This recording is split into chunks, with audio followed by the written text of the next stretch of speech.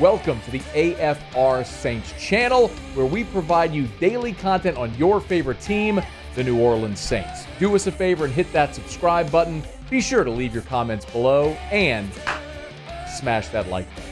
Who dat? Triplett jumps aboard with us. How are you, man? Doing good. We're on the hot streak. Hey, man, 2 in a row, one more. They call that a winning streak. How about that? And seriously, though, I mean, it is impressive, the fact that they went from a 7-game losing streak to turning around at least the vibes around the building. I mean, that I would feel like is pretty palpable. Yes, I mean, it's got to be different, Mike, being around there than during a 2-month losing streak.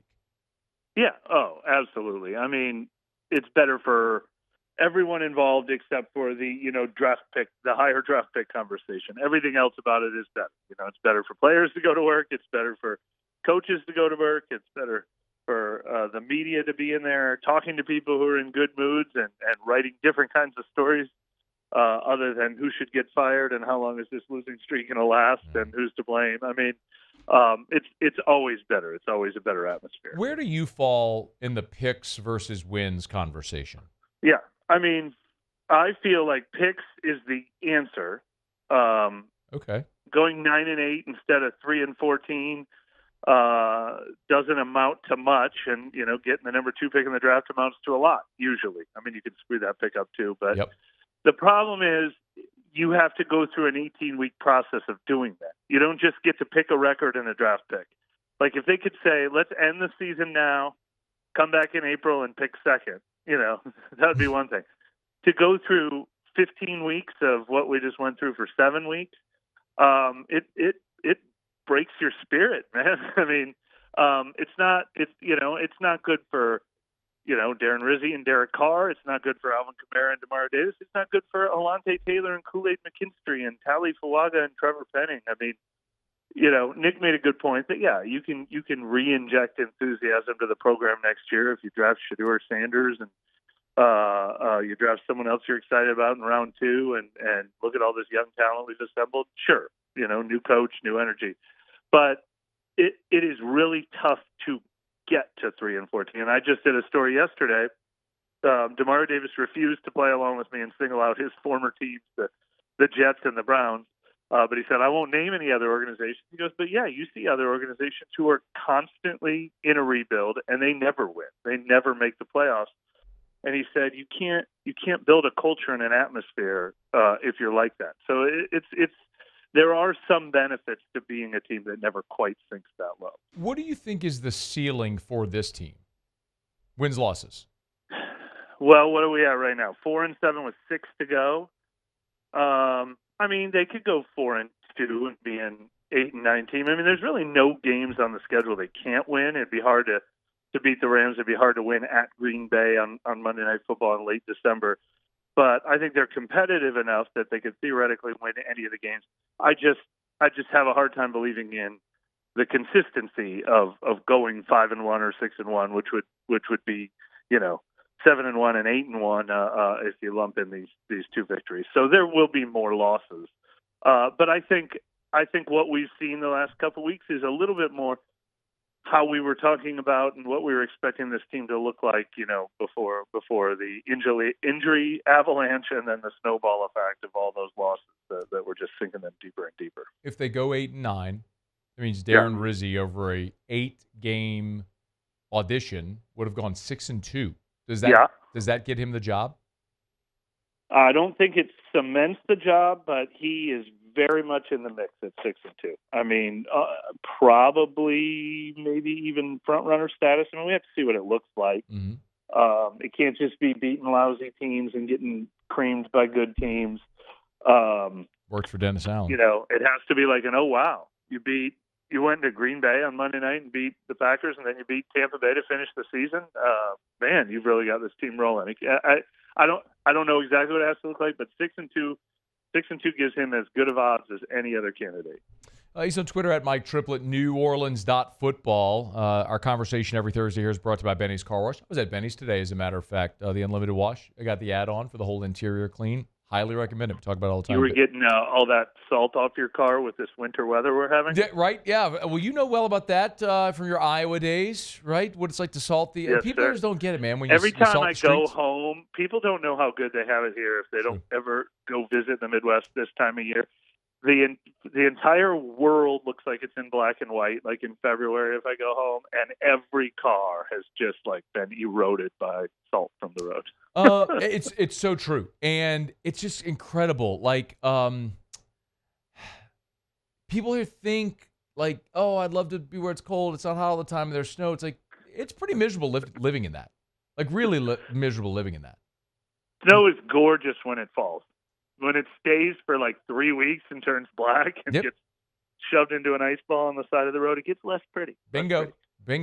Okay, so over the last 2 weeks for the New Orleans Saints, where have you, on field now, positions, players, where have you noticed improvements that are the most notable that you could project ahead?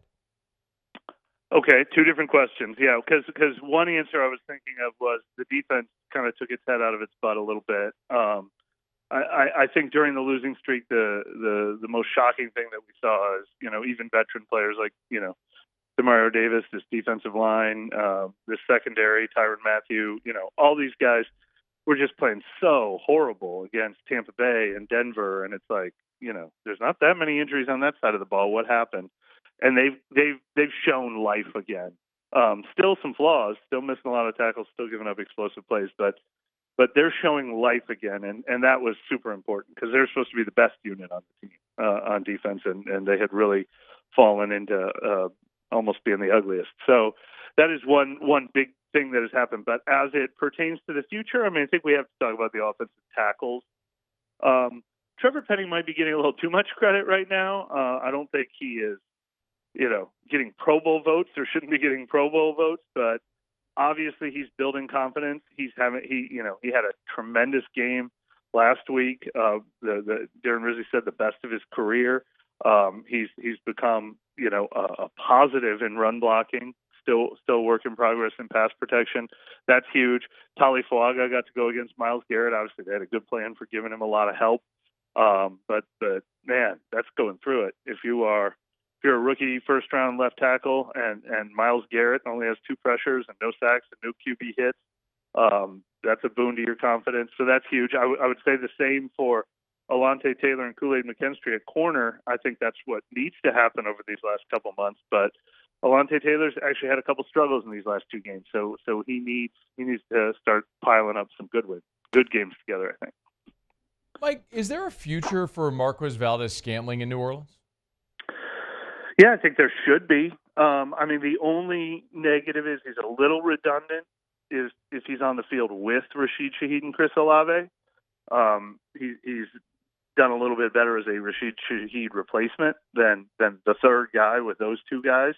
What they really still need is that physical guy, the X receiver, the physical traffic guy, contested catch guy.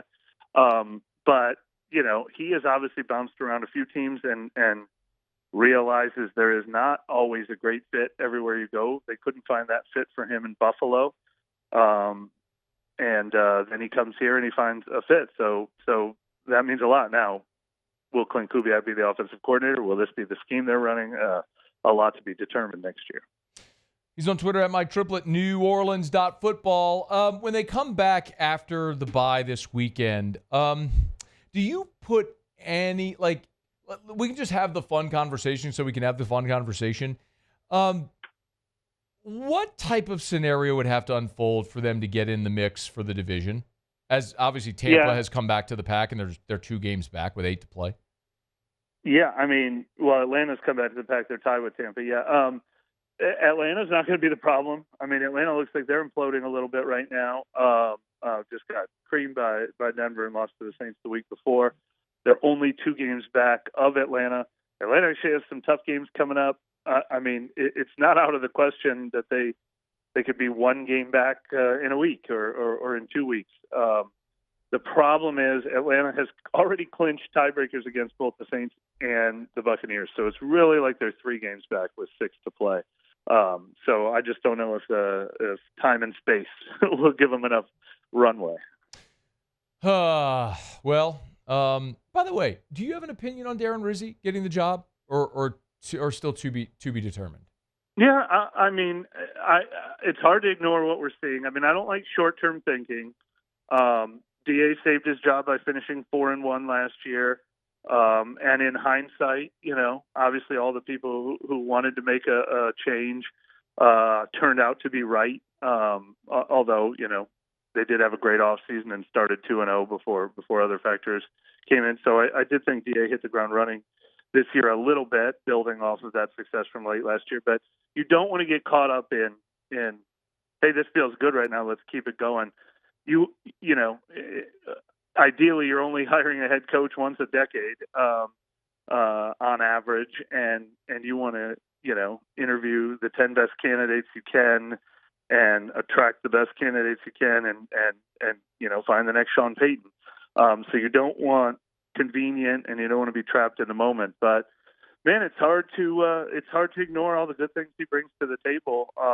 I think what they need more than anything is a culture builder right now, even more than a X's and O's person. And, he is also a Bill Parcells disciple who has, been in the league a long time, interviewed for head coaching jobs before.